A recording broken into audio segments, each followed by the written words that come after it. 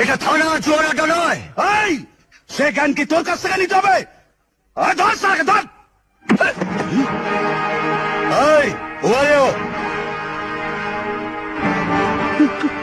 sir